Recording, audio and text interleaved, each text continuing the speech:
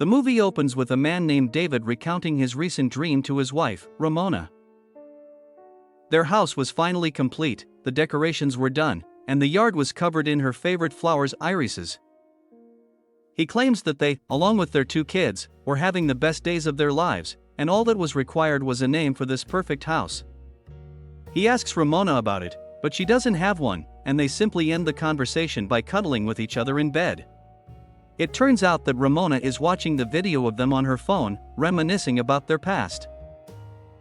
She tries to re-watch it, but her teenage son, Taylor, suddenly arrives and informs her that the power is out. He wants her to call the electric company, to which she agrees. After he leaves, Ramona carefully gets out of bed, revealing a broken foot that forces her to use crutches. She quietly prays for strength, before going to greet her little daughter, Annie. Taylor, on the other hand, goes outside to play with Charlie, and then feeds the chickens in the barn. It also becomes clear that the family lives in the same house David had described in the opening scene. After collecting the mails, Taylor returns inside to feed Charlie, but notices the dog food is out, so he gives it regular food instead.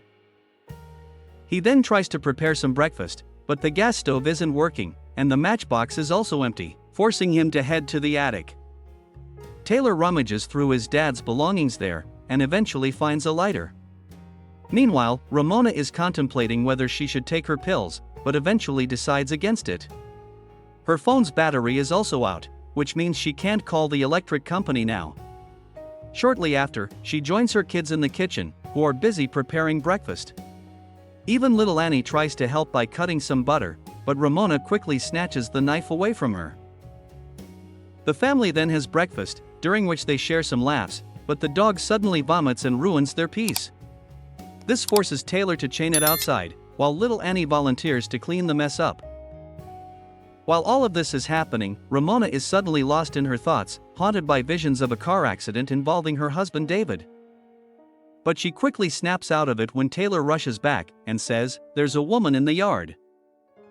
Here Ramona is stunned to see the woman dressed in black from top to bottom, calmly sitting on a chair. Charlie also starts barking aggressively, so Ramona tells her kids to stay inside, while she goes out to talk to the woman. She soon approaches her, and calls out to her multiple times, but receives no response. Ramona thus goes a bit further, and the woman finally begins muttering something. With a scary voice, she questions how she ended up here. The woman then starts asking Ramona personal questions, like her name, and details about her house. Ramona grows uneasy, and urges the woman to leave, warning that her husband will be back any minute. But the woman sees through the lie, as she has already noticed Ramona's broken leg, and the wrecked truck nearby, meaning the couple got into an accident, and she guesses the husband didn't survive. The woman then mentions about her children, saying that they're ripe enough to eat. Horrified, Ramona threatens to call the police, but the woman cryptically says that today is the day, and that she has answered Ramona's calling. She suddenly reveals her bloodied hands, and a horrified Ramona realizes the woman slaughtered all their chickens, sending her fleeing in panic.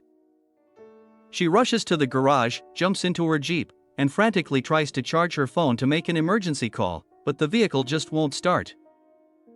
Meanwhile, Charlie is still barking, so the woman conjures a shadowy demon that quickly silences the dog. Inside the house, the kids spot their mom running from the mysterious woman and realize something is wrong. Taylor thus decides to step outside to confront the woman, but a panicked Ramona rushes in. She quickly locks the doors, and makes up a story that the woman probably wandered off from a nearby nursing home, so they shouldn't get involved. Confused, Taylor asks why she was in the garage, and Ramona explains that she went to get a flashlight, just in case the electricity doesn't come back on. Moments later, Taylor sits by the window, keeping an eye on the woman outside, and suggests they should grab Dad's gun. Ramona immediately shuts down the idea, and orders him to go to his room. And when Taylor refuses, "Go!" the boy then goes to his room, but continues to keep an eye on the strange woman. Shortly after, Ramona approaches him, and promises to get the lady evicted as soon as the electricity comes back on. But then, Annie rushes in and reveals that the woman has moved even closer. Taylor and Ramona quickly look outside to check, and the sight leaves them both horrified. Later, we see the whole family gathered in the same room, with Taylor fast asleep. As the house falls into silence, Ramona suddenly remembers Charlie and heads outside to find him. But the dog is nowhere in sight, and she instead finds his chain embedded deep in the ground. It seems like he's been buried. Horrified, Ramona nervously tugs at the chain.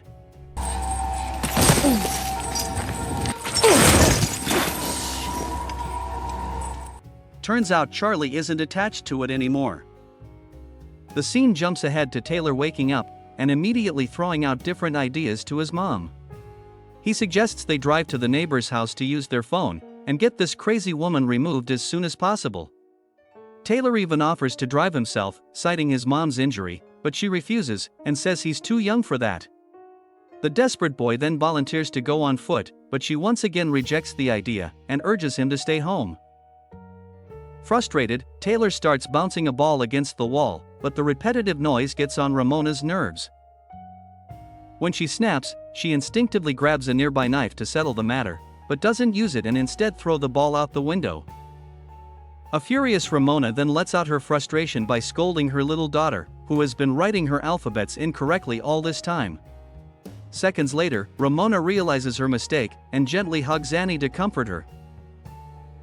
But then, as they embrace, Ramona catches their reflection in the mirror and sees herself stabbing her daughter, which turns out to be only a hallucination.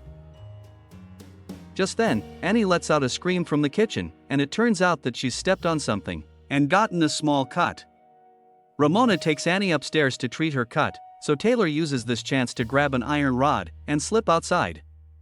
But the first thing he sees is the blood-soaked chicken barn, which sends him running in terror to the garage. He jumps into the Jeep and desperately tries to start it, but the engine still won't turn over. As if that wasn't enough, now the woman is no longer sitting in her chair, and we see her walk beside the garage, sending Taylor into a state of full-blown panic. He scrambles to the window and catches sight of the tarp on his dad's car blowing away, revealing the brutal wreckage from the accident. As he struggles to keep it together, he spots a shadow creeping toward the garage door.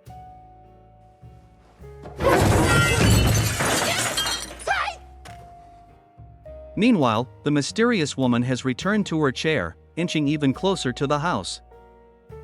Inside, Taylor confronts his mom, demanding to know why the Jeep won't start and who the woman really is. With Charlie missing for so long, he's also convinced that the dog is dead.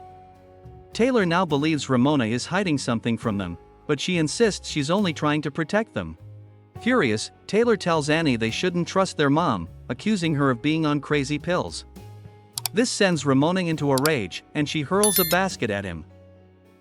She immediately apologizes for her outburst, but a fed-up Taylor barges inside his dad's room and locks the door. Taylor heads straight to his dad's locker and pulls out a shotgun, while his desperate mother begging to be let in. When he ignores her, she tries to reach him through the other door but slips and falls hard. Meanwhile, Taylor loads the only bullet he can find, and then locks the door behind his mom, trapping Ramona inside. He then urges Annie not to let their mother out before exiting the main door to confront the mysterious woman in black. Fueled by anger, Taylor points the shotgun directly at the woman, who has crept even closer to the house. He warns her to back off, and gives her 10 seconds before he pulls the trigger. But instead of showing fear, the woman rises from her chair and takes off her veil, revealing her face for the first time. Taylor, trembling with rage, accuses her of killing his dog and readies himself to shoot. But the woman speaks first, telling him he's confused. She claims that his mother has been lying to him, and that everything he's been told about the accident isn't the truth. Inside, Ramona desperately pleads with Annie to unlock the door, and the little girl finally gives in.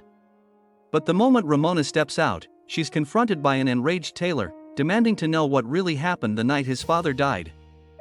With no way out, Ramona finally decides to tell the truth. She begins recounting the events of that night. She and David had gone out for a romantic dinner, having just moved into their new home. While David and the kids were happy with their new life, Ramona felt trapped and frustrated, longing for the career and passion she had left behind.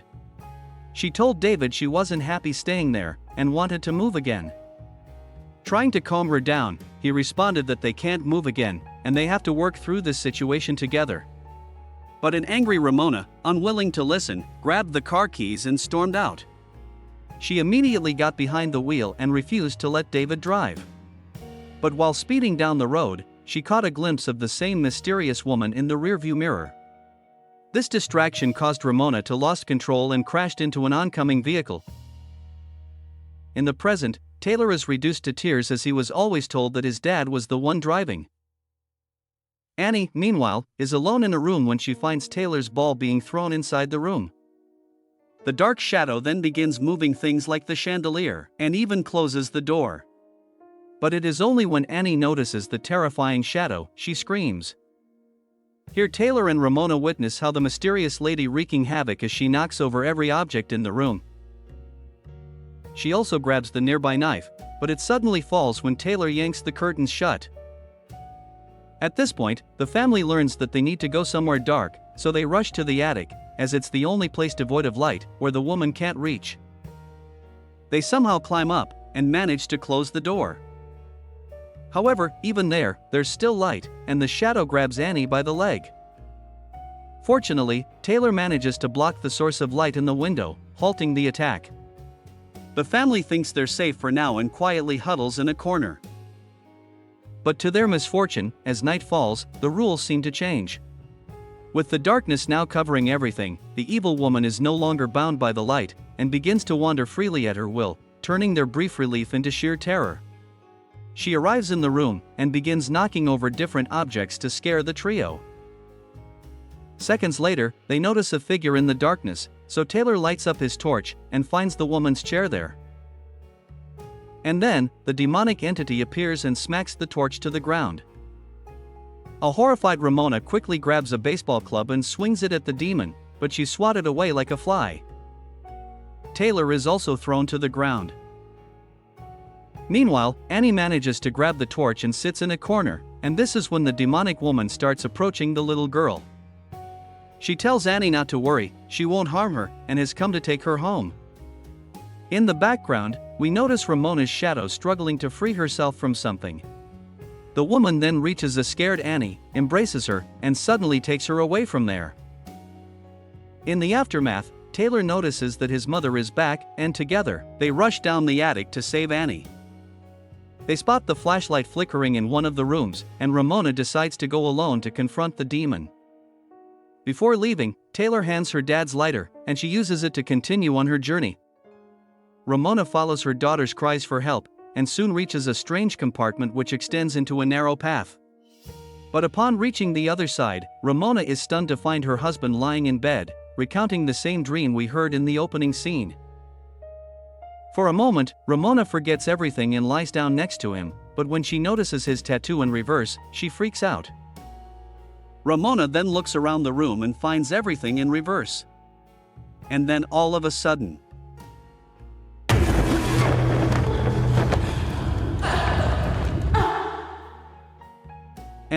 when she regains consciousness, she shockingly finds herself in the woman's position, out in the open field.